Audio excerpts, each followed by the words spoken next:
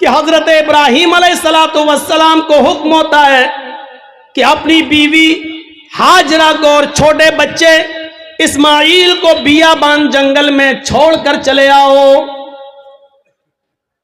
इब्राहीम अलैहिस्सलाम अपनी बीवी हाजरा को और उस बच्चे को लेकर जा रहे हैं। उस वक्त तक बीवी को पता नहीं कि ये मुझे लेके कहां जा रहे हैं। मेरा शौहर है, जहां जा रहा है मैं भी जाऊंगी। मेरा शौहर है, मुझे उनके साथ चलना है। मेरे पति है, मुझे उनके साथ जाना है। चंद दिनों के सफर के बाद एक बियाबान जंगल आ जाता है। उस बियाबान जंगल के अंदर अपनी बीवी को छोड़ देते हैं, अपने बच्चे को छोड़ देते हैं। हाजरा को उसी जंगल में छोड़ दिया। इस्माइल जो अभी अपनी मां का दूध पीते हैं उसी जंगल के अंदर छोड़ दिया। थोड़ी देर बैठते हैं, सस्ताते हैं और फिर वहां से जाने लगते हैं। इस मंजर पर जरा गौर कीजिए मेरे साथियों, यह मंजर हमें कुछ और बताता है। उस बियाबान जंगल में छोड़ दिया। आज जिस जंगल को हम मीना के नाम से जानते हैं, मीना की वादी के नाम से जानते हैं, उस जंगल में छोड़ दिया है। आपको पहले उसकी एक कंडीशन बता दें, आप यहां से कलियाचक तक जाएंगे, जगह जगह पर आपको बिजली के पोल मिलेंगे, जगह जगह पर आपको बिजली के खंबे मिलेंगे, आप रोशनी पाएंगे और सीधे कलियाचक पहुंच जाएंगे। लेकिन उस जमाने में बिजली के खंबे नहीं लगे हैं। दिन में भी साएं साएं बीत रही है। इब्राहीम अलैहिस्सलाम ने, हाजरा ने उस जंगल में दाएं बाएं देखा, बड़े बड़े दरख्त तो लगे हैं लेकिन दरख्तों पर एक चिड़िया भी नजर नहीं आ रही है। चिड़िया कैसे नजर आएगी? क्योंकि दूर दूर तक पानी का पता नहीं है, पानी का नामो निशान नहीं है। चिड़िया भी ऐसे दरख्तों पर अपने नेस्ट, अपने घोंसले बनाती हैं जहां आसपास पानी हो, वो पानी पी सके और अपने बच्चों के लिए अपनी चोंच में पानी खींच कर लाकर अपने बच्चों को पिला सके। जब जंगल में दूर दूर तक पानी नहीं तो जंगल में एक भी चिड़िया, एक भी परिंदा भी नहीं दिखाई दे रहा है। सोचो, ऐसे बियाबान जंगल में हुक्म होता है कि यहीं अपनी बीवी को छोड़ दो। हजरत इब्राहीम थोड़ी देर बैठते हैं, फिर वहां से चलने लगते हैं। हाजरा ने देखा कि इब्राहीम जा रहे हैं। यहां तो कोई दुकान भी नहीं कि कोई सौदा लेने जा रहे हो। यहां तो दूर तक कोई सब्जी फरोश भी नहीं दिख रहा है कि जिससे सब्जी खरीदने जा रहे हो। जब उनको जाते हुए देखती हैं, अपने बच्चे को जमीन पर लिटाती है, जमीन पर, और पीछे पीछे चल के कहती हैं, कहां जा रहे हो? इब्राहीम अलैहिस्सलाम ने इस जुमले का जवाब नहीं दिया। कहां जा रहे हो? कुछ नहीं बोला, सीधे और आगे बढ़ते हैं। बीवी ने कहा, रे मैं पूछ रही हूं कहां जा रहे हो? इब्राहीम अलैहिस्सलाम ने अभी भी जवाब नहीं दिया। इब्राहीम अलैहिस्सलाम सीधे चले चले जा रहे हैं, पीछे मुड़कर देखने का नाम नहीं लेते। न बीवी को देख रहे, न बच्चे को देख रहे हैं, चले चले जा रहे हैं। हाजरा ने अब पीछे से उनका दामन थामा, पीछे से उनका कुर्ता पकड़ा, पीछे से उनका दामन पकड़कर खींचा और खींच कर कहा, मैं कुछ पूछ रही हूं कि कहां जा रहे हो? हजरत इब्राहीम अलैहिस्सलाम ने ऐसे अपनी बीवी का हाथ पकड़ा और उसको यूं पकड़ के झटक दिया और आगे बढ़ने लगे। तब बीवी चीख कर कहती है, आए इब्राहीम, कुछ तो बोलो, क्या मैंने आपकी बीवी होकर आपकी कोई नाफरमानी की है? हक की रिफाकत को अदा करने में मुझसे कोई गुस्ताखी हुई है?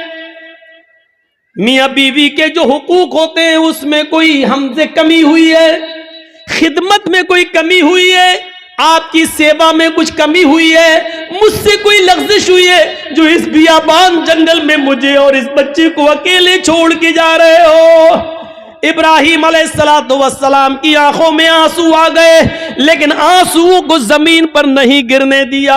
आंखें चढ़ा ली, नजरें आसमान पे डाली और आंखों से गिरने वाले आंसुओं को आंखों ही में पी गए। उसका एक कतरा भी जमीन पर नहीं गिरने दिया। फिर इसका भी जवाब नहीं दिया, आगे बढ़ते गए। जब इसका भी जवाब नहीं मिला तो हाजरा एक जुमला कहती है, ऐ इब्राहिम जा रहे हो तो जाओ, लेकिन ये बताओ कि कब आओगे। इब्राहिम अलैहिस्सलाम के पास इस बात का भी जवाब नहीं, कुछ नहीं बोल रहे हैं।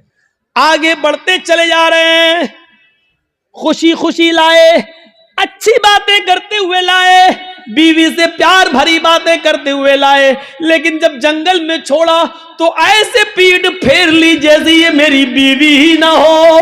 जो पूछ रही है उसका भी जवाब नहीं, बीवी के सवाल भी गलत नहीं है, सही कह रही है कि मुझे अकेले इस बच्चे को अकेले छोड़ के जा रहे हो, और वो भी इस बियाबान जंगल में, लेकिन जवाब नहीं है। आगे और बढ़ते हैं तो लास्ट में बीवी कहती है, हाजरा हाय इब्राहिम, जब तुम जवाब ही नहीं दे रहे हो, ये भी नहीं मालूम कि कब आओगे, शाम तक आओगे, कल आओगे, 2 दिन बाद आओगे, 1 हफ्ते के बाद आओगे, 1 महीने के बाद आओगे, 1 साल के बाद आओगे, या आओगे ही नहीं। किसी भी सवाल का जवाब जब तुम्हारे पास नहीं है तो मैं इसको क्या समझूं। इसका भी जवाब नहीं। कहती हैं, आ इब्राहिम मैं आपकी बीवी हूं, मैं आपकी अमानत हूं, पता नहीं आप कब आए, अपनी इस अमानत को किसके हवाले करके जा रहे हैं, ये तो बता दो। आप 10 साल के बाद आए, 20 साल के बाद आए, 1 साल के बाद आए, 2 साल के बाद आए, और अगर मैं जिंदा रहूं और मेरी इज्जत और आबरू न बच सके, जैसे एक बादशाह ने मेरी इज्जत और आबरू से खिलवाड़ करना चाहा, लेकिन अल्लाह की मदद की वजह से वो नहीं कर सका। आए वो अगरचे सारा थी, दूसरी बीवी थी, और उसके बदले में फिर उसने हमें भी दे दिया एक लौंडी की शक्ल में, जिसको आपने अपनी बीवी बना लिया। आए इब्राहिम मुझे ये बताओ कि अपनी अमानत को किसके सुपुर्द करके जा रहे हो, अगर मेरी इज्जत और आबरू महफूज न रही, मुझे किसके सुपुर्द करके जा रहे हो। बीवी जवाब कहती है, इला मन ततरुकुना, आ इब्राहिम आपने मुझे किसके हवाले किया है, हमें किसके जिम्मे सौंप के जा रहे हो, इस अमानत का जिम्मेदार कौन है। जब हाजरा ने यह कहा, कुरान के अल्फाज, इला मन ततरुकुना, आपने मुझे किसके सुपुर्द किया है, आपने मुझे किसके हवाले किया है। तब इब्राहिम अलैहिस्सलाम अब इसका जवाब देते हैं, लेकिन हाजरा की तरफ देखकर नहीं, बच्चे की तरफ देखकर नहीं। अगर पीछे घूमूंगा बीवी की शक्ल दिखेगी, मासूम बच्चे को देख लूंगा तो कहीं बीवी की और बच्चे की मोहब्बत मेरे दिल में ना आ जाए, और फिर मैं जिस काम के लिए अल्लाह के हुक्म से जा रहा हूं उस काम से कहीं मैं रुक ना जाऊं। ईमानी ताकत देखिए, ईमानी इस ताकत की वजह से वो बीवी को नहीं देख रहे हैं, बच्चे को नहीं देख रहे हैं। बीवी की मोहब्बत है, बच्चे की मोहब्बत है, लेकिन ईमान की ताकत देखिए। क्या कहते हैं, न बीवी को देखना गवारा, न बच्चे को देखना गवारा, और बीवी कह रही है कि मुझे किसके सुपुर्द करके जा रहे हो, इस जंगल में तो चिड़िया भी नहीं है, हमें इस जंगल में रात होगी, खतरनाक जानवर भी तो आ सकते हैं, मेरा क्या होगा, मुझे बताओ मुझे किसके सुपुर्द करके जा रहे हो। इब्राहिम अलैहिस्सलाम ने कदम आगे बढ़ाते बढ़ाते चलते चलते जवाब दिया, इल्लल्लाह, आए मेरी बीबी, मैंने तुझे और तेरे इस बच्चे को, मैंने तुझे और अपने इस बच्चे को अल्लाह के सुपुर्द कर दिया, अल्लाह के हवाले कर दिया है। यानी अल्लाह ने मुझे छोड़ने का हुक्म दिया, मैंने अल्लाह के हुक्म से तुझे छोड़ा, इस बच्चे को छोड़ा। मैं कहां जा रहा हूं मुझे पता नहीं, अल्लाह जहां ले जाएगा मैं जाऊंगा, जो हुक्म देगा मैं करूंगा, कब आऊंगा इसका भी कोई पता नहीं। जब जब तक उसकी इजाजत हुक्म ना होगा मैं नहीं आऊंगा। आए मेरी बीवी, मैंने तुझे और इस बच्चे को अल्लाह की सुपुर्द कर दिया है, अल्लाह के हवाले कर दिया है। अब इब्राहिम अलैहिस्सलाम की बीवी का भी जवाब सुनो। जब देख लिया कि मेरे शौहर ने मुझे अल्लाह के सुपुर्द कर दिया तो उसके ईमान की कैफियत देखो। अब हाजरा के अंदर भी अल्लाह का नाम सुनकर जो ईमान पैदा हुआ, जो ईमानी ताकत आई, अब वो उस जंगल के खतरों से नहीं डर रही है, उस बियाबान जंगल से नहीं डर रही है, उस जंगल के अंदर रात में कितने खतरनाक जानवर आएंगे उनसे नहीं डर रही है। इब्राहिम से कहती है जब आपने मुझे अल्लाह के सुपुर्द कर दिया, अल्लाह के हवाले कर दिया, जाइए, अब आपको रुकने की जरूरत नहीं है। इज़ल्ला युज़िउदल्लाहु अबदा। आ इब्राहिम, मेरी तरफ से और बच्चे की तरफ से बेफिक्र हो जाइए, चिंता मत करिए, घबराइए नहीं। अल्लाह हमको जाये नहीं करेगा, अल्लाह हमको बर्बाद नहीं करेगा, अल्लाह हमारा नुकसान नहीं करेगा, क्योंकि आपने मुझे अल्लाह के हवाले कर दिया है, अल्लाह के सुपुर्द कर दिया है। ये होती है ईमान की ताकत जो आज हमारे अंदर नहीं है। ये ईमान जब हमारे अंदर नहीं है तो जिल्लत तो आएगी, रुसवाई तो आएगी। अल्लाह ने इसी ईमान के बारे में कहा था, वला तहनु वला तहज़नु व अंतुमुल अअलौना इन कुंतुम मोमिनीन। हम इज्जत देंगे, बुलंदी देंगे, लेकिन ईमान पहले पैदा करो अपने अंदर, मोमिन बनकर दिखाओ। हाजरा ने मोमिना बनकर दिखाया, इब्राहिम ने मोमिन बनकर दिखाया, तो अल्लाह की मदद भी आई और बुलंदी भी मिली। अब देखो अल्लाह की मदद कैसे आती है, जब ईमान इनके अंदर पैदा हो गया। इब्राहिम ने अपने ईमान का हक अदा किया, हाजरा ने भी ईमान का हक अदा किया। अभी तक पीछे पीछे दौड़ रही थी कि बताओ मेरा क्या होगा। लास्ट में कहती है कि मुझे किसके सुपुर्द करके जा रहे हो। जवाब मिला अल्लाह के। फिर हट जाती है और कहती अब जाओ, हमारे और बच्चे की तरफ से बेफिक्र हो जाना, अल्लाह ने जो हुक्म दिया उसको करिए, अल्लाह हमें जाये नहीं करेगा, अल्लाह हमें बर्बाद नहीं करेगा। वो उस बियाबान जंगल में रुक जाती है, उसी जंगल में रहने लगती है। गौर करो कि उस जंगल में 2 या 3 दिन के लिए ही पानी था, 2 या 3 दिन के लिए सत्तू था, इसके अलावा हाजरा के पास कुछ नहीं था। सत्तू खत्म हो जाते हैं, पानी खत्म हो जाता है, कोई काफिला भी वहां से गुजरता नहीं है। क्यों कोई काफिला गुजरेगा, कोई बस्ती भी आबाद नहीं है, दूर दूर तक पानी का पता नहीं है। मैं मां हूं, 2-4 दिन भूखी प्यासी रह सकती हूं, लेकिन ये मासूम बच्चा है जो मेरा दूध पीता है, जब मुझे कुछ मिलेगा नहीं तो दूध बनेगा कैसे। मैं खाऊंगी तो दूध बनेगा, जब दूध बनेगा तो बच्चा पिएगा। मैं प्यासी हूं, 2-4 दिन रह सकती हूं, लेकिन बच्चे को प्यासा कैसे रखा जा सके। गौर करो, तमाम शक्को शुबहात उस औरत के दिल में है, लेकिन अल्लाह पर भरोसा है, ईमान है अल्लाह की जात पर। अपने बच्चे को लिटाती है, कहती है चलो कोशिश करके देखती हूं पानी मिल जाए। दाएं देखा बाएं देखा, उसको कुछ नजर नहीं आ रहा था। सामने एक पहाड़ी नजर आई, उस पहाड़ी के ऊपर चढ़ जाती है, अपने बच्चे को जमीन पर छोड़ती है, उस पहाड़ी के करीब जाती है। उस पहाड़ी का नाम है सफा। उस पहाड़ी पे चढ़कर, ऊंचाई पे चढ़कर नीचे की तरफ देखती है। हम तो मस्जिद की छतों पे चढ़ के चांद को ऊपर की तरफ देखते हैं, ईद का बकरीद का चांद। वो ऊंचाई पर चढ़कर नीचे की तरफ देखती है, शायद इस पहाड़ी के नीचे कोई बस्ती रहती हो, कोई गांव हो, कोई अल्लाह के बंदे रहते हो, और मैं उनसे थोड़ा सा पानी मांग लूं बच्चे को पिलाने के लिए। वो जिस उम्मीद के साथ गई, उसकी उम्मीद पूरी नहीं हुई। पहाड़ी पे चढ़ के नीचे देखती है, लेकिन वहां कोई बस्ती नहीं है, कोई आबादी नहीं है, कोई गांव नहीं है। उसने उस बस्ती, उस पहाड़ी पे चढ़ के फिर घूम कर दूसरी तरफ देखती है कि उधर भी एक पहाड़ी नजर आ रही है। चले उस पहाड़ी के ऊपर चढ़ के देखे, शायद उधर पानी मिलता हो, या उस बस्ती के, उस पहाड़ी के नीचे कोई बस्ती आबाद हो। वो वहां से चलती है, कुछ देर रुक के चलती है, स्लो चलती है, और बच्चे की प्यास जब उसके दिमाग में आती है तो थोड़ा सा तेज दौड़ती है। तेज दौड़ती है, फिर थोड़ा सा स्लो होती है, वो 2-3 बार तेज दौड़ती है, 2-3 बार स्लो दौड़ती है। सफा से मरवा जाती है, लेकिन मरवा जाने के बाद भी उसको कोई बस्ती नजर नहीं आती। अब उसको मालूम है न सफा के नीचे कोई बस्ती है, न मरवा पहाड़ी के नीचे कोई बस्ती है, लेकिन बच्चे की प्यास जब देखती है तो बार बार जाती है, शायद कोई आने वाला आदमी मिल जाए, कोई काफिला मिल जाए, मैं किसी से पानी की चंद घूंट मांग कर बच्चे को पिला दूं। बच्चा अंगूठा अपने मुंह में रख के चूस रहा है। हदीस की किताबें कहती हैं सफा और मरवा के दौड़ दौड़ कर हाजरा ने 7 चक्कर लगा लिए।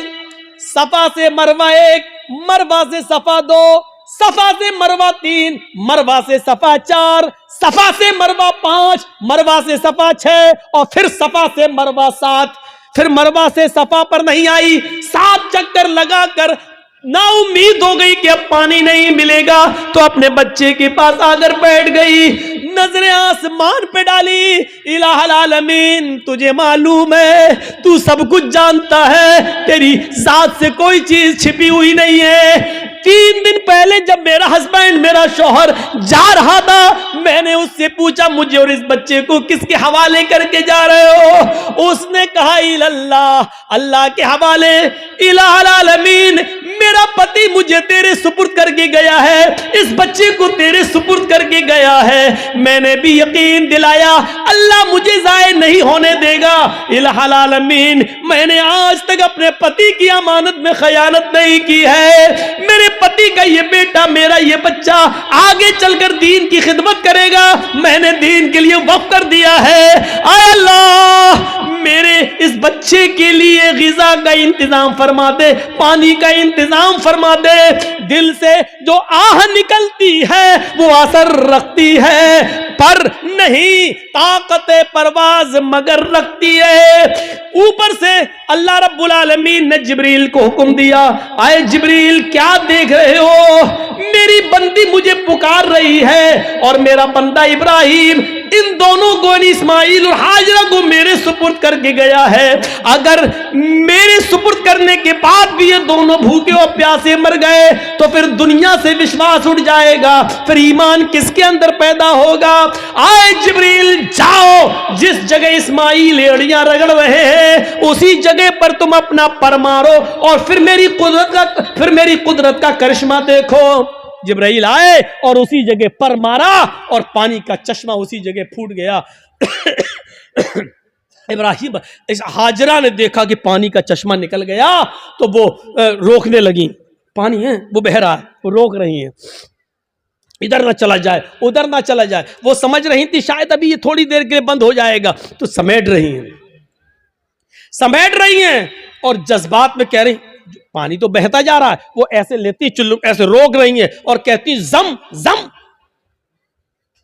अबरानी जबान का लफ्ज जम जम। अरे कहां जा रहा? रुक रुक रुक, जम जम, जम जम का मतलब रुक रुक, ठहर जा।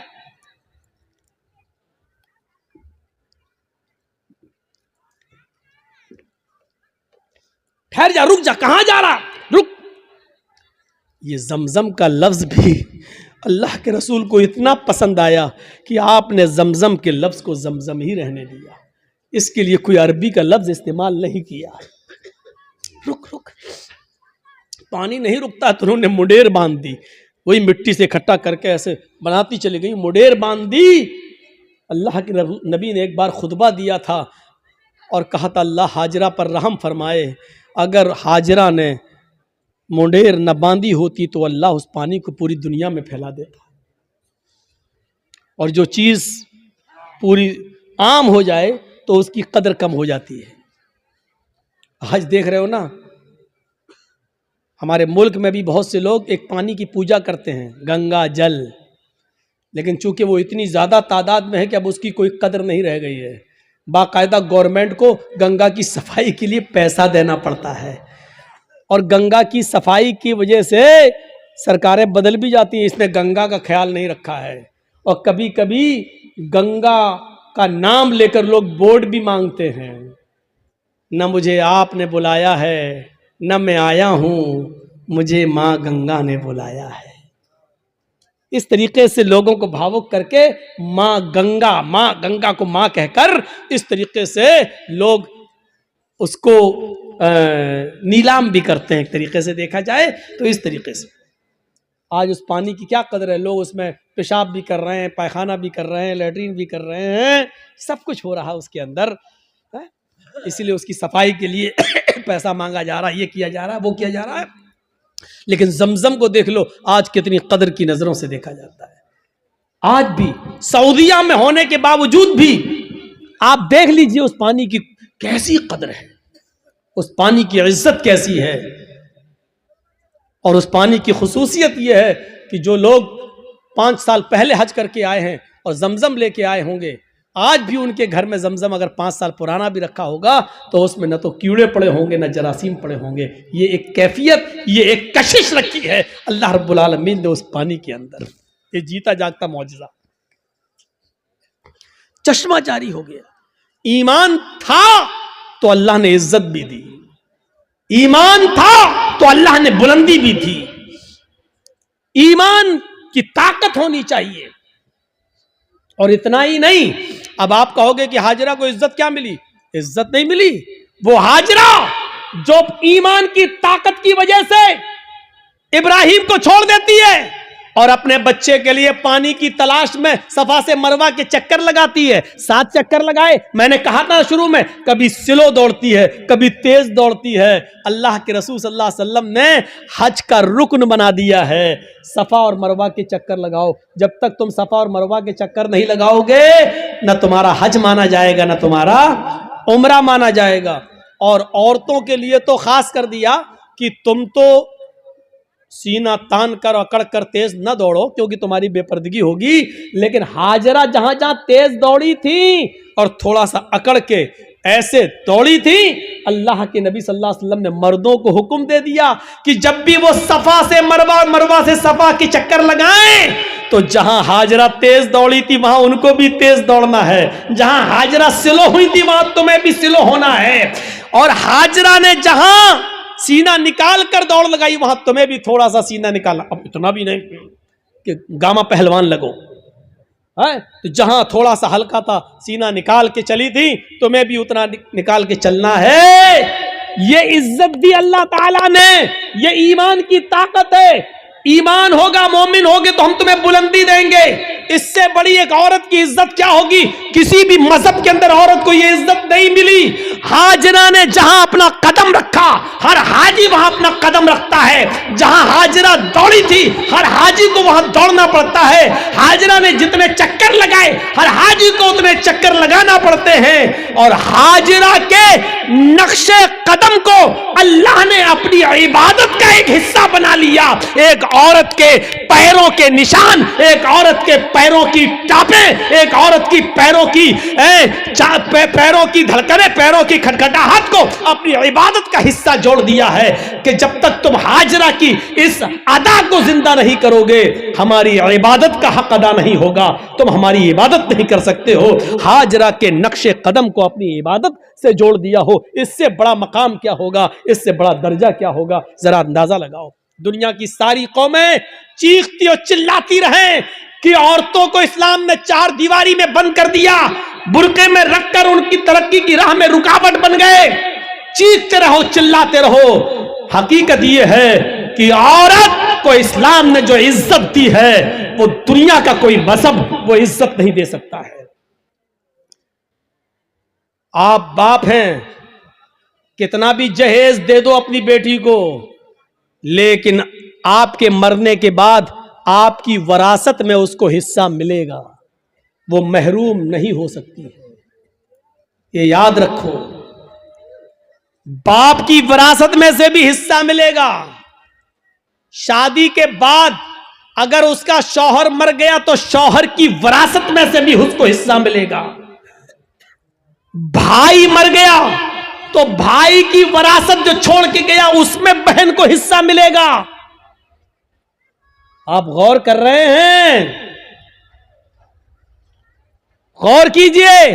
और बेटा अगर मर गया तो बेटे की विरासत में से भी मां अगर जिंदा है तो मां को हिस्सा मिलेगा। गौर कीजिए कि एक औरत की हैसियत और इज्जत क्या है। जो लोग कहते हैं कि अल्लाह मौलाना मेरा बाप मर गए उनके लिए दुआ करना, चाहे कितने मुल्ला मौलवियों को अपने घरों में लेके चले जाओ और दुआएं करवा लो कि अल्लाह मेरे बाप को बख्श दे, अल्लाह इसके बाप की दुआ मगफिरत फरमा दे। अगर आपके बाप के मरने के बाद अगर बाप की विरासत में से बाप की बेटी यानी आपने अपनी बहन को हिस्सा नहीं दिया, बाप की मगफिरत नहीं होगी। याद रखिए, मुल्ला मौलवी दुआ कर करके मर क्यों ना जाए, बाप की मगफिरत नहीं होगी, चाहे कितनी दुआ करा लो। बाप की विरासत में से बेटी को हक मिलना है, बाप की विरासत में से मिलना है। और चाहे कितना कोई दुआ करे, लेकिन भाई के मरने के बाद बहन दुआ करे कि अल्लाह मेरे भाई को बख्श दे, जब तक भाई के मरने के बाद भाई की विरासत में से बहन को हिस्सा नहीं मिलेगा, दुआ कबूल नहीं होगी और भाई की मगफिरत नहीं होगी। पढ़े बहुत आसान समझ लिया ना। जन्नत जब चाहे अल्लाह जन्नत दे, अल्लाह जन्नत तो मिल नहीं सकती, जन्नतुल फिरदौस दे। मांगते कितनी बड़ी जन्नत है, सबसे आला जन्नत। अभी तो यही पता नहीं कि हमें कोई छोटी से हल्का जमीन का जन्नत का एक मामूली सा टुकड़ा भी मिल जाए, हमारे लिए वही काफी है। वो तो छोड़, जन्नतुल फिरदौस। और हालात ये हैं कि बेटियों का हक मारे हुए हैं, बहनों का हक मारे हुए हैं, बहनों का हक मारे हुए हैं। हालत ये है हमारी। जहेज देकर आप जिम्मेदारी से सबको दोष नहीं हो जाएंगे, जिम्मेदारी से बच नहीं पाएंगे। आपको हिस्सा देना पड़ेगा, आपको हक देना पड़ेगा। ये ईमान की स्पिरिट थी, ईमान की ताकत थी। आइए एक और जबरदस्त एक नक्शा खींचकर आपको बताता हूं। देखिए ईमान क्या है। एक बार ये तय हो गया मूसा अलैहिस्सलाम में और फिरौन में, ये रोज रोज के झगड़े ठीक नहीं है, आओ एक मैदान में जमा हो जाते हैं, तुम अपना मामला दिखाओ, हम अपना मामला दिखाते हैं, या तो तुम झुक जाओ या हम झुक जाएं, आओ। एक मैदान तय हो गया। ए भैया बैठ जाओ, इनसे कहो कि पेशाब लग रहा तो यहीं कर लो। तो ऐसा लग रहा है जैसे किसी की चप्पल चुरा के भाग रहे हो।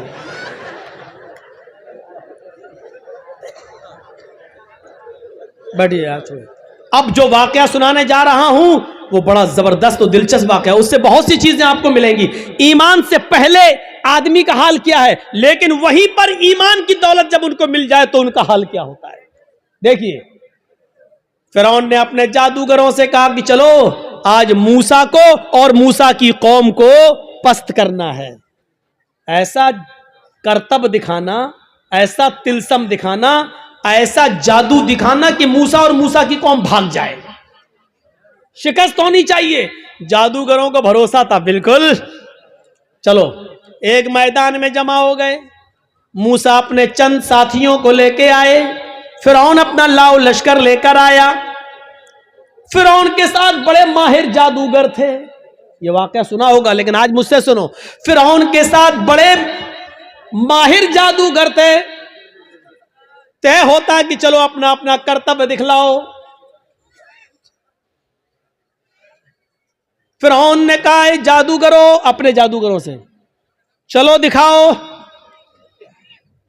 जादूगर चूंकि ईमान वाले तो थे नहीं, इसलिए सौदेबाजी पर उतर आए और फिरौन से कहने लगे, फिरौन मेरे मालिक, मेरे आका, मेरे रब, मेरे खुदा, ये बता दो, अगर हम फिर मूसा पर गालिब आ गए, अगर हम जीत गए, अगर हमने मूसा और उनकी कौम को हरा दिया तो हमारा इनाम क्या होगा? पहले हमारा इनाम तो बता दो, हम ऐसे ही क्यों करतब दिखाएं? हमारा इनाम क्या होगा? फिरौन ने कहा कि दिखाओ अपना करतब, दिखाओ अपना जादू। तो फिरौन के जादूगरों ने जादू दिखाने से पहले क्या कहा? कुरान उन जादूगरों के अल्फाज को रिकॉर्ड करता है।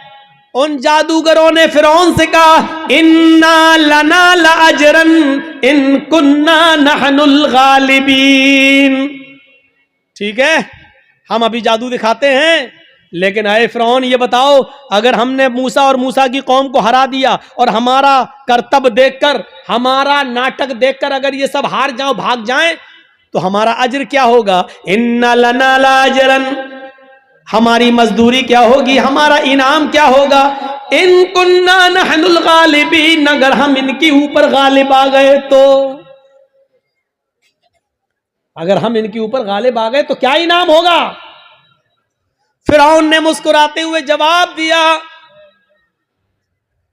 इन्नकुम लमिनल मुकर्रबीन, अगर मूसा और मूसा का लश्कर हार गया, शिकस्त फाश दे दी, डर गया और भाग गया, तो तुम, लमिनल मुकर्रबीन का तर्जमा में, तुम मेरी कैबिनेट में शामिल हो जाओगे, कैबिनेट मिनिस्टर बन जाओगे। सही तर्जमा ये, तुम मेरे बहुत करीब हो जाओगे। एक चीफ मिनिस्टर होता है, एक प्राइम मिनिस्टर होता है, तो प्राइम मिनिस्टर और चीफ मिनिस्टर का के करीबी लोग कौन होते हैं? जो उसकी कैबिनेट में शामिल होते हैं। जो भी चीफ मिनिस्टर को करना होता है वो अपनी कैबिनेट से मशवरा करता है, प्राइम मिनिस्टर को जो करना होता है वो अपने कैबिनेट से मशवरा करता है। तो हम जो भी कुछ करेंगे तुम्हारे मशवरे से करेंगे, यानी तुम हमारे मुकर्रब हो जाओगे, हम तुम्हें अपनी कैबिनेट में शामिल कर लेंगे, अल्फाज दीगर हम तुम्हें अपना वजीर बना देंगे, तुम्हें हम अपना मिनिस्टर बना लेंगे, वजीर बना लेंगे, तुम्हारा ये इनाम होगा।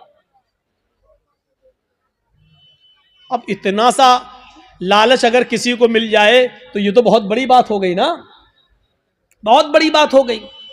आज भी अगर बीजेपी की तरफ से किसी मुसलमान को ये ऑफर मिल जाए तो वो भी बीजेपी पे चला जाता है। और देख लीजिए कितने लोग जा चुके हैं कि कैबिनेट में शामिल कर लिया जाएगा, बस हमारे लिए इतना ही काफी है। अब तो सब कुछ जायज हो गया, जो भी वो करेंगे वो सब ठीक है, वो सब ठीक है। अब तो झूठ को भी सच कहना पड़ेगा।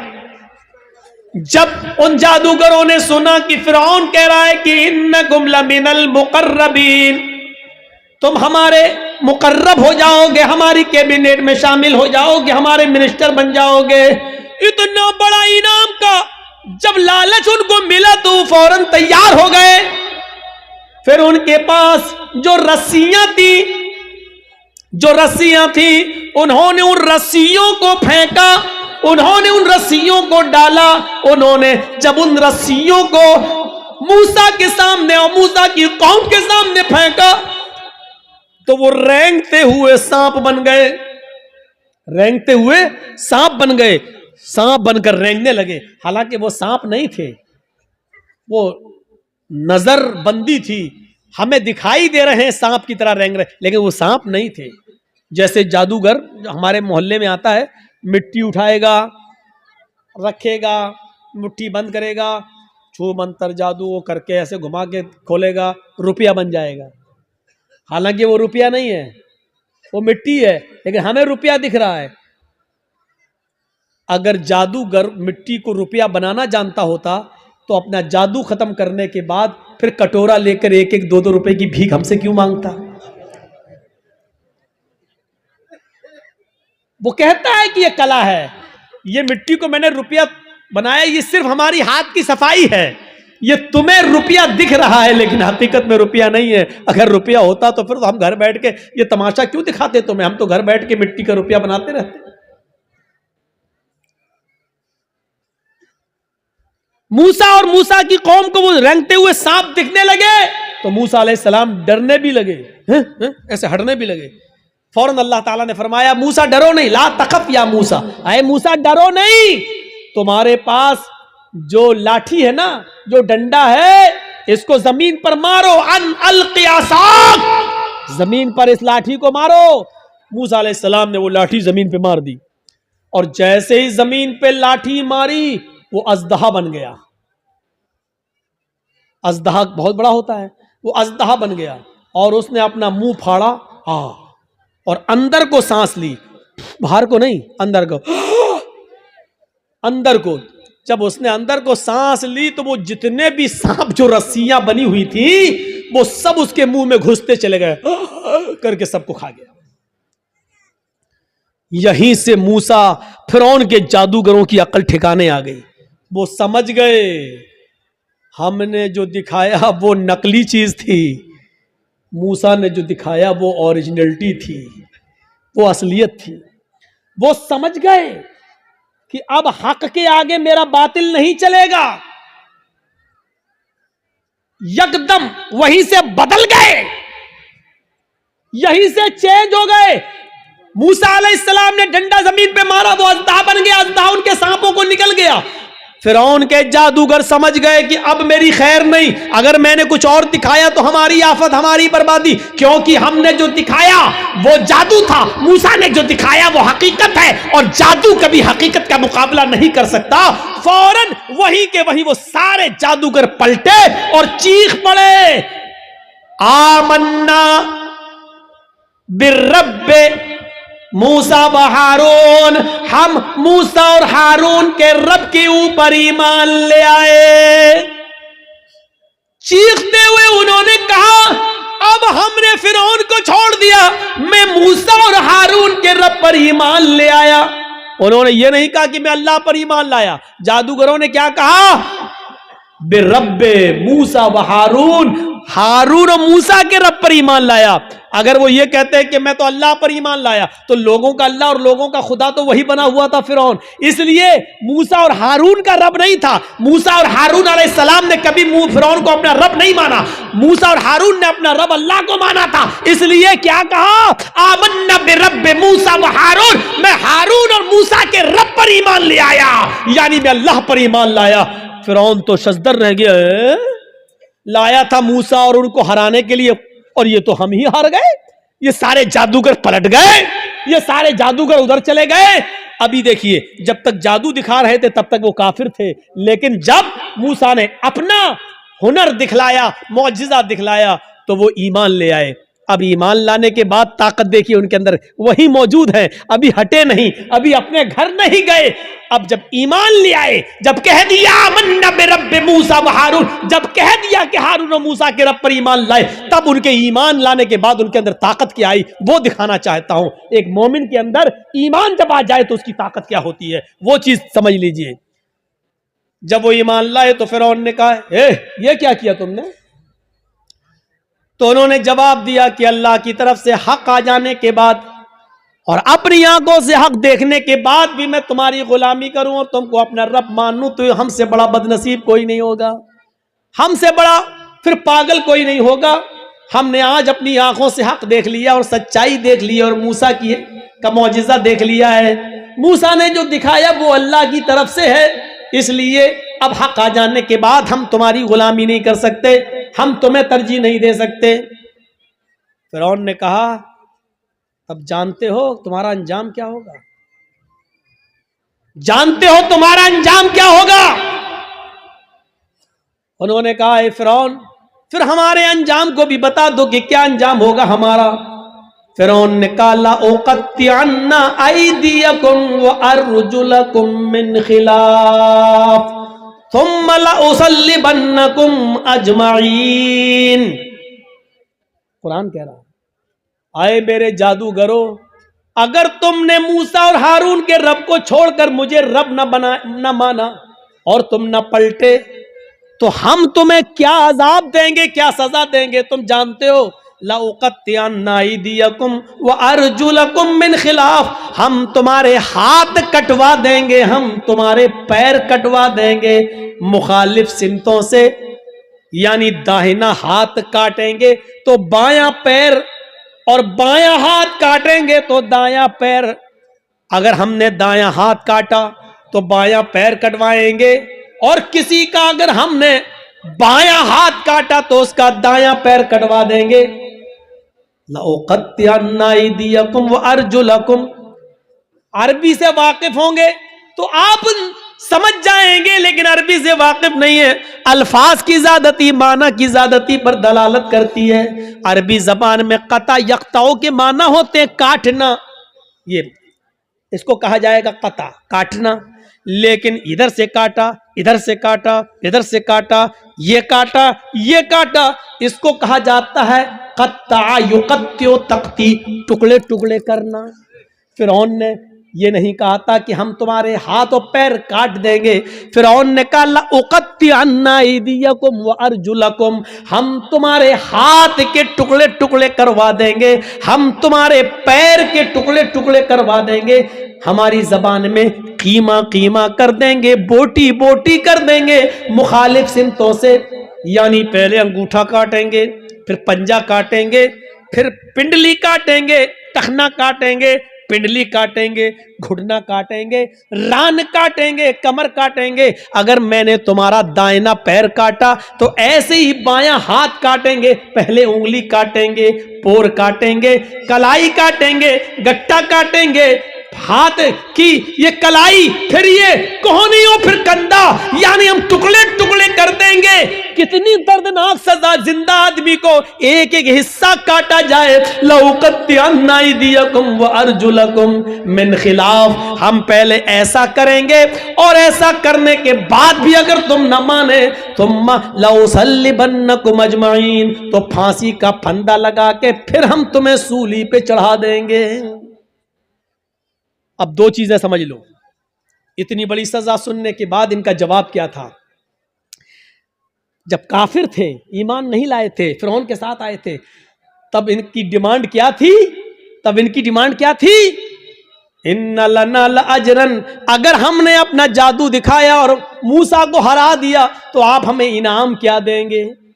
अभी इनाम मांग रहे थे, सोना चांदी दौलत मांग रहे थे, लेकिन ईमान लाने के बाद जब इतनी बड़ी सजा सुनी तो उसके बाद उनका जवाब क्या था? यह है ईमान की ताकत। उनका जवाब यह था, फक़ज़ी मा अंत क़ाज़िन, फक़ज़ी मा अंत क़ाज़िन इन्नमा तक़ज़ी हाज़िहिल हयात दुनिया। आए फिरौन, तुझे जो करना हो कर। फक़ज़ी मा अंत क़ाज़िन, आए फिरौन तुझे जो करना हो कर, मेरे साथ, मेरी बॉडी के साथ, मेरे जिस्म के साथ, मेरे पैरों के साथ, मेरे हाथ के साथ, मेरे जिस्म के साथ, जो कुछ भी तू कर सकता है कर ले। इन्नमा तक़ज़ी हाज़िल हयात दुनिया, तू सिर्फ मुझे दुनिया में सजा दे सकता है, सिर्फ दुनिया में मुझे परेशान कर सकता है, सिर्फ दुनिया में तू मेरे ऊपर हुकूमत चला सकता है, सिर्फ दुनिया में तू मुझे सजा दे सकता है, आखिरत में तू हमें सजा नहीं दे सकता है, आखिरत का तू हमारे मालिक नहीं है। जो अभी इनाम मांग रहे थे, ईमान लाने के बाद वो कह रहे हैं जो करना हो कर ले, लेकिन अब हम मूसा और हारून के रब को छोड़ने वाले नहीं हैं। ये है ईमान, ये है ईमान। यहां तो हमारा ईमान का बड़ा हाल है, अगर दो चार आदमी हमें पकड़ के बांध दो कर जय श्री राम, तो हम कह भी देंगे अपनी जान बचाने के लिए जय श्री राम। वो एक अलग मसला है कि ऐसे मौके पर नारा लगाना चाहिए, या कोई मजबूर करे तो जय श्री राम कह सकते हैं कि नहीं कह सकते, वो एक अलग मसला है। उस मसले में जाएंगे तो रात बीतेगी, क्योंकि फिर दलीलें देना पड़ेंगी और सबूत देना पड़ेंगे। उस तरफ अभी हम नहीं जाना चाहते हैं मेरे भाइयों, ये एक अलग मसला है। लेकिन जरा सोचो कि आज हमारा ईमान क्या है और उनका ईमान क्या था। जो अभी इनाम मांग रहे थे वो अब कह रहे हैं कि सजा भी दे दो, लेकिन हम अब ईमान से फिरने वाले नहीं है। ये होता है ईमान, ये होता है ईमान। अरे हम ईमान के लिए और इस्लाम के लिए अपनी जान की कुर्बानियां क्या देंगे? हम तो अपने मुआशरे में और अपनी समाज में फैली हुई बुरी बिदअतों को भी छोड़ने के लिए तैयार नहीं हैं। हमारे बाप दादा जो करते आए हैं वही हम करेंगे, हमारे बाप दादा जो करते आए वही करेंगे। ये नए मुल्ला मौलवी जब से पैदा हो गए तब से ये नए नए मसले बताने लगे हैं। ये सूरत हाल आज हमारे दरमियान आ गई है, ये सूरत हाल आज हमारे दरमियान चली हुई है। कोई चीज हमारी मस्जिद में आज हो रही है, बंद हो जाती है, फिर दोबारा चालू हो जाती है। हम अपने बाप दादा की राइज करदा बिदअतों को हम खत्म नहीं कर पा रहे हैं। ईमान और इस्लाम के लिए हम अपनी जान क्या कुर्बान करेंगे? हम क्या छोड़ेंगे? हजरत हाजरा की तरह अपने शौहर को कौन औरत छोड़ने के लिए तैयार होगी? और कौन आदमी ऐसा होगा जो अपने बच्चे को इस्माइल की तरह छोड़कर चला जाए और फिर पलट कर भी ना देखे? हम भी जाते हैं तो एक उम्मीद होती है कि चलो बीवी सऊदीया जा रहे हैं, इस बच्चे ही के लिए तो जा रहे हैं, तुम्हारे लिए तो जा रहे हैं, लेकिन 1 साल के बाद आ जाएंगे, 2 साल के बाद आ जाएंगे, लेकिन वो भी घर में सारा इंतजाम करने के बाद आप जाते हैं और सऊदी जाने के बाद पैसे वगैरह भेजते रहते हैं। यहां तो कुछ नहीं है, अंधेरी रात में क्या होगा, सत्तू और पानी के अलावा कुछ नहीं है, वो भी 2 दिन के लिए, बाद क्या होगा, मेरी बीवी क्या करेगी, मेरा बच्चा क्या करेगा। जरा तसव्वुर कीजिए इस पोजीशन में अपनी बीवी और बच्चे को छोड़ना। हम तो अपनी बिदातों को कुर्बान नहीं कर पा रहे हैं, नहीं छोड़ पा रहे हैं। हमारे बाप दादा जो करते चले आ रहे हैं वो हम करते रहेंगे। वही बात लौट फिर के आती रहती है कि मौलाना साहब क्या किया जाए, मस्जिद में फर्ज नमाज के बाद इमाम के साथ दुआ मांगना कैसा है, कब्रिस्तान में दुआ करना कैसा है, किसी आदमी के मर जाने के बाद किसी मौलाना के साथ उसके घर पे जाकर भोज खाने के बाद दुआ करना उसकी मग़फ़िरत की, ये कैसा है। वही पुराने घिसे पिटे सवाल जो हम 15-20 साल से इन इलाकों में आके बोलते जा रहे हैं, वही सवाल, और आज तक हम उनको खत्म करने के लिए तैयार नहीं होते हैं। ये हमारी बेशर्मी का हाल है, ये हमारी बेशर्मी का हाल है। मेरे भाइयों, आज फिर एक बात को जहन में बिठा लो, दुआ करना गलत नहीं है। एक बात फिर जहन में रख लो, दुआ एक इबादत है और इबादत वैसे की जाएगी जैसे जनाब मोहम्मद रसूलुल्लाह ने बताई है। इबादत मोहल्ले के सरदार के तरीके पर नहीं की जाएगी, इबादत मौलवी जर्जीज के तरीके पर नहीं की जाएगी, इबादत मस्जिद के इमाम के तरीके पर नहीं की जाएगी। मस्जिद का इमाम कुरान और हदीस बता सकता है, लेकिन मौलवी के तरीके पर इबादत नहीं की जाएगी।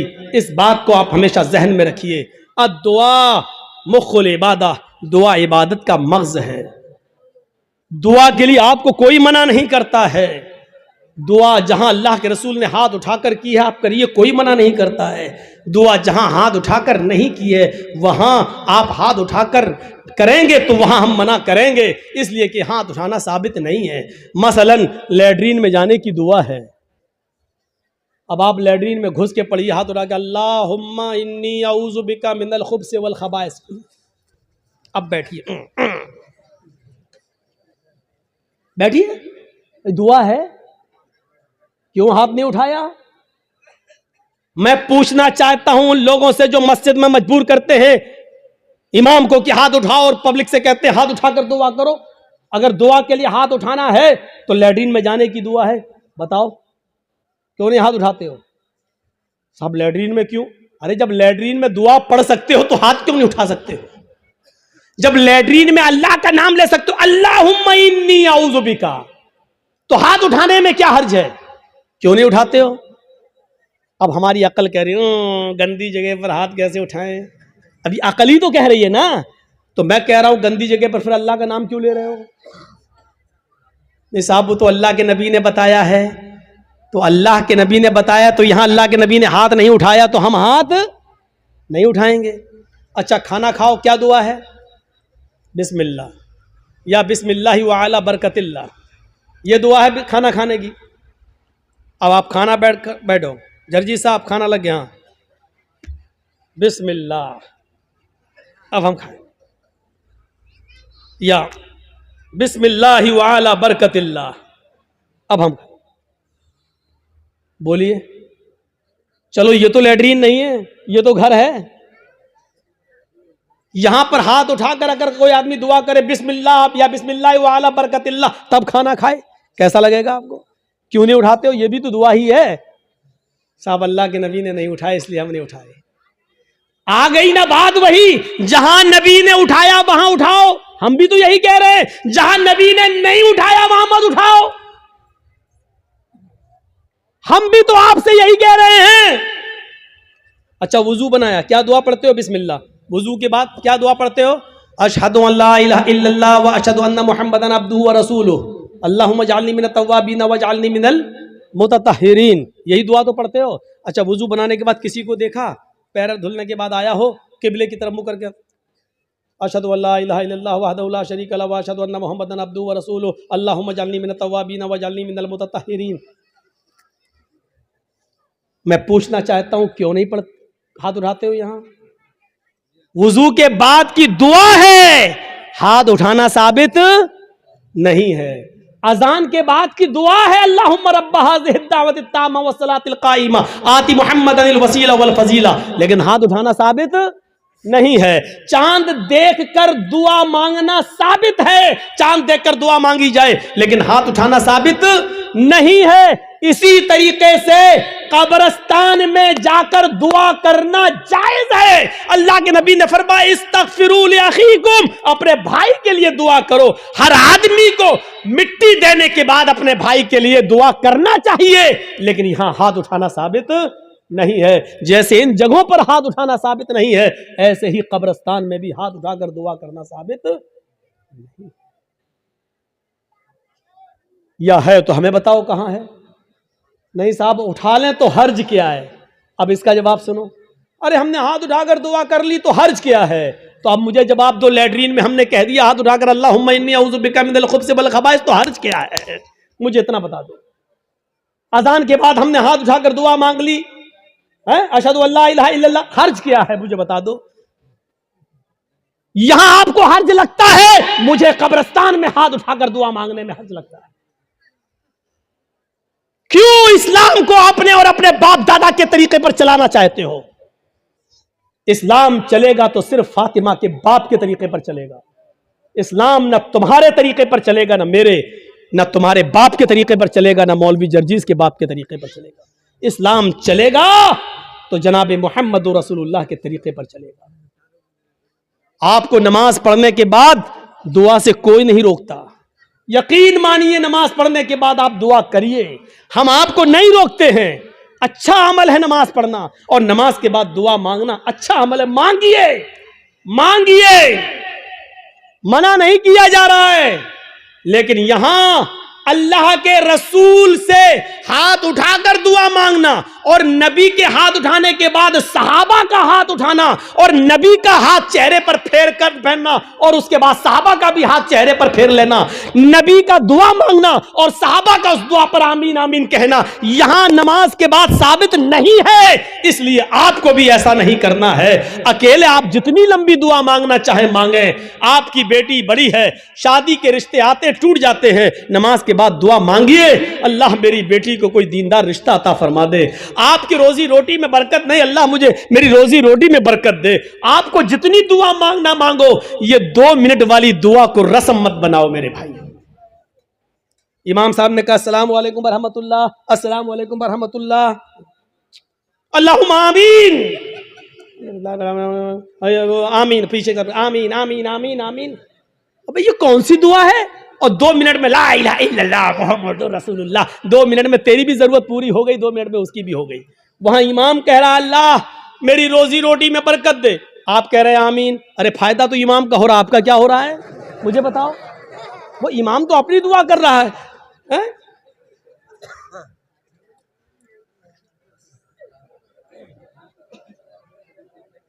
अब इमाम बेचारा कुंवारा है, शादी नहीं हुई है, इमाम कह रहा अल्लाह मुझे दीनदार लड़की अता फरमा दे, आप कह रहे हैं आमीन। फायदा तो इमाम का हो रहा, तुम्हारा क्या हो रहा है? अरे इमाम अपनी दुआ मांगे, तुम अपनी दुआ मांगो यार। इमाम की अपनी जरूरतें हैं, तुम्हारी अपनी जरूरतें हैं। इमाम का बेटा बीमार है, उसके पेट में दर्द है, वो कह रहा अल्लाह मेरे बेटे को शिफा अता फरमा। तुम्हारे बाप को कैंसर है, तुम अपनी दुआ मांगो, अल्लाह मेरे बाप को कैंसर है, अल्लाह मेरे बाप को शिफा कामिला और आजिला अता फरमा। अरे इमाम के साथ साथ तेरे आमीन कहने से मखसूस दुआएं हो रही हैं। इमाम तेरे लिए दुआ नहीं कर रहा है, और तुम जो आमीन आमीन कह रहे हो उसमें तुम्हारे लिए दुआओं पे आमीन नहीं कही जा रही है। अरे तुम अपनी दुआ मांगो, इमाम की जरूरत 2 मिनट में पूरी हो रही है, तुम्हें कुछ ज्यादा मांगना तुम ज्यादा मांगो। ये क्या दुआ है कि जब इमाम की सारी जरूरतें पूरी हो रही हैं उसी वक्त तुम्हारी भी हो रही हैं। 2 मिनट में तुम्हारी भी दुआ हो गई, उसकी भी दुआ हो गई। अब हमने कुछ और मांगना था, लेकिन अब हम नहीं मांग पा रहे हैं क्योंकि इमाम ने हाथ फेर लिया, हमें भी फेरना पड़ रहा है? अब हमें कुछ और मांगना है। मेरी बीवी हमें कुछ समझती ही नहीं है, अब कह अल्लाह मेरी बीवी को मेरा फर्मा बरदार बना दे। अब इमाम तो हाथ फेर चुके हैं, अब कैसे दुआ मांगे? अब मांगना चाह रहे हैं लेकिन हाथ गिर भी नहीं रहे, लेकिन मजबूरी में फेरना पड़ रहा है। अब फेरना पड़ा, अब मुंह में कहना पड़ रहा अल्लाह मेरी बीवी को हिदायत दे। इसको आदत मत बनाइए मेरे भाई। दुआ को हम मना नहीं कर रहे हैं, नमाज के बाद भी दुआ को मना नहीं कर रहे हैं, दुआ को हम सिर्फ इसलिए मना कर रहे हैं कि सलाम फेरने के बाद आदमी आज़ाद हो गया है। वो अपनी दुआ मांगे, आप अपनी दुआ मांगिए। वो 2 मिनट मांगो, 5 मिनट मांगो, 10 मिनट मांगो, 15 मिनट मांगो, आधा घंटा मांगो। और दुआ तो मेरे भाइयों मजमे में है, सही बताऊं तो दुआ का हक अदा ही नहीं होता है। दुआ का हक अदा तो तन्हाई में होता है, जब कोई ना देख रहा हो, 2 रकात नमाज पढ़ के अपने आप को सबसे छिपा कर, रो रो कर, आंखों से आंसू बहा बहा कर दुआ की जाए, तब दुआ का मजा कुछ और है। मेरे भाइयों ये दुआ का मजाक है। अल्लाह गांव में बहुत ज़्यादा लफड़ा, अल्लाह मेरे गांव में बरकत दे, अल्लाह मेरे चौधरी को समझा दे, अल्लाह मेरे ये आमीन आमीन मोहम्मद रसूलुल्लाह। ये दुआ का मजाक है यार, मत बनाओ मजाक। इतना मजाक दुआ का कभी नहीं बनाया गया जितना हम दुआ का मजाक बना रहे हैं। हाथ उठाकर भी मांग सकते हो, लेकिन अकेले तन्हा। कब्रिस्तान में दुआ मांगने का हुक्म है और हर शख्स को दुआ मांगना चाहिए, लेकिन वहां हाथ उठाना साबित नहीं है। वहां सिर्फ हुक्म यह इस्तगफिरू लिअखीकुम, अपने भाई के लिए दुआ करो, सिर्फ दुआ है। अगर हाथ उठाना होता तो अल्लाह के नबी कहते अपने भाई के लिए दोनों हाथ उठाकर दुआ करो। और यह आता कि अल्लाह के रसूल ने फला फला के दफनाने के बाद आपने दोनों हाथ उठाकर दुआ की है, आता हदीस में, लेकिन हदीस की किसी किताब में नहीं आया अल्लाह के रसूल ने किसी भी सहाबी को दफन करने के बाद अपने हाथों को उठाकर दुआ की हो, कहीं नहीं आता है। हाँ ये आया कि अल्लाह के रसूल ने कब्र में सहाबी को दफन करने के बाद सहाबा से फरमाया इस्तगफिरू लिअखीकुम, अपने भाई के लिए दुआ करो। आप चाहते तो कह सकते थे मैं दुआ कर रहा हूं, आप लोग आमीन आमीन बोलो, अल्लाह जिसका इंतकाल हुआ उसके रूह को आला इल्लीन के अंदर जगह अता फरमा, अल्लाह उसके पसमानदगान को सब्र जमील अता फरमा। आप चाहते तो कब्रिस्तान में सब दुआ कर सकते थे, लेकिन आपने न की ऐसे और न लोगों ने आमीन कहा, बल्कि आपने सबको हुक्म दिया कि तुम अपने भाई के लिए दुआ करो। यानी तुम अपनी दुआ करो, हम अपनी दुआ कर रहे हैं। दुआ सब करें लेकिन अलग अलग करें, और हाथ उठाना यहां साबित नहीं है, इसलिए हाथ ना उठाया जाए। सीधी सी बात है। अब फिर हुक्म यह है कि आप किसी भी मैयत के लिए कभी भी किसी भी वक्त दुआ कर सकते हैं, लेकिन चंद लोगों को इकट्ठा करके मैयत के घर जाकर उसको सब्र की तलकीन करने के बाद, भोज वोज खाने के बाद या दुआ करने के बाद भोज खिलाया जाता है। मुझे नहीं मालूम आपके यहां क्या होता है। और वहां घर पे जाने के बाद फिर इमाम साहब दुआ करते हैं और उस घर के सब लोग आमीन आमीन कहते हैं। मेरे भाइयों बिदात है, बिदात है, बिदात है। इस बुरी रस्म को बंद करिए, इस नौटंकी को बंद कीजिए। मैं इसको नौटंकी कहता हूं। इस नौटंकी को बंद कीजिए, दुआ आप कीजिए।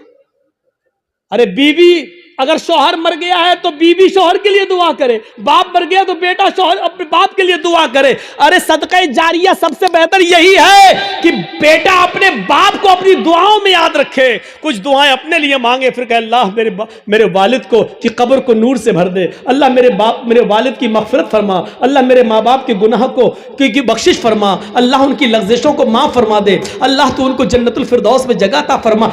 ये है दुआ। बीवी शौहर के लिए दुआ करे, बेटा बाप के लिए करे, बाप बेटे के लिए करे, भाई बहन के लिए करे, बहन भाई के लिए करे। किसने मना किया है? आप जा रहे हैं कब्रिस्तान, जाइए, रोज जाकर दुआ करिए, कौन मना कर रहा है? हफ्ते में 1 दिन जाकर दुआ कीजिए, कौन मना कर रहा है? महीने में 1 दिन जाइए और अपने बाप के लिए हाथ उठाकर नहीं, हाथ छोड़कर कब्र पर खड़े होकर कब्र के पास दुआ मांगी, कौन रोकता है? नहीं। लेकिन आप पूरे साल ना जाएं, सिर्फ ईद के दिन ईद की नमाज पढ़ने के बाद कब्र पे जाकर दुआ मांगे और इसको मामूल बना लें, यह गलत है। आप किसी दिन को मुतय्यन करके दुआ करेंगे तो वही चीज बिदअत हो जाती है। आप आज मांग लीजिए, कल मांगिए, 2-4 दिन बाद मांग लीजिए, मुतय्यन मत करिए, रोज दुआ मांगिए कब्र पे जाके, कोई मना नहीं करता है। और कब्र पे जाके दुआ इसलिए मांगने जाइए आप कि वहां जाएंगे तो आपको अपनी मौत याद आएगी, वरना दुआ मांगने के लिए कब्र पे जाना जरूरी नहीं है। दुआ के लिए आप अपने घर से भी दुआ कर सकते हैं। मेरे भाइयों, मेरे बाप इटावा में हैं और मेरे पास फ़ोन आ जाए और वो बीमार, मैं इस जलसे में भी दुआ कर सकता हूँ। आपके डिस्ट्रिक्ट मालदा में रहकर क्या मेरे लिए दुआ करो। अब आपसे भी कह सकते हैं कि मेरे वालिद के लिए दुआ करो कि अल्लाह ताला में जर्जी साहब के वालिद को शिफाए कामला और आजला अता फरमाए।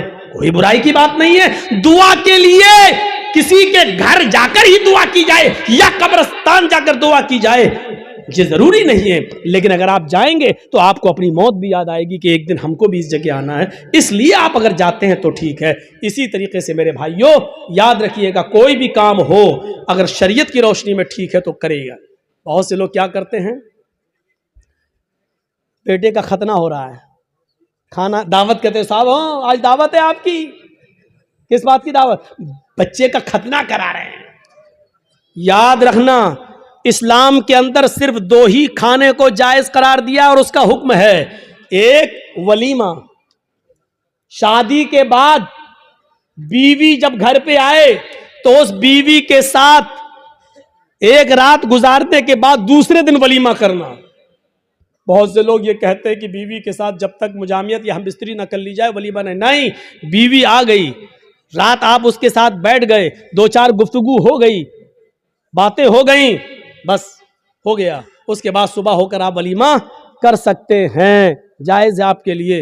अगर सोहबत और हम बिस्तरी हो जाए तो और अच्छी बात है, ठीक है, उसके बाद दुआ करिए और वलीमा करिए, ठीक। एक तो वलीमा सुन्नत है। दूसरी बात सुन लीजिए, लड़की वाले के यहां खाने का कोई सबूत नहीं है, जिसको चोर और डाकू बन के जाना हो वो जाए।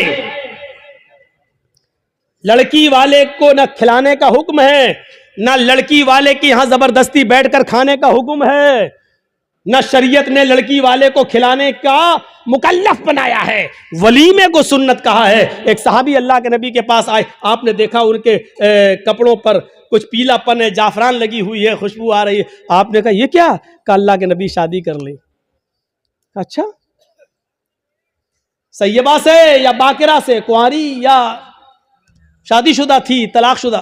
कहा अल्लाह के नबी बाकिरा तो नहीं है, कुंवारी, लेकिन हाँ एक बेवा से शादी की जिसका शौहर इंतकाल हो चुका। ऐसा क्यों किया?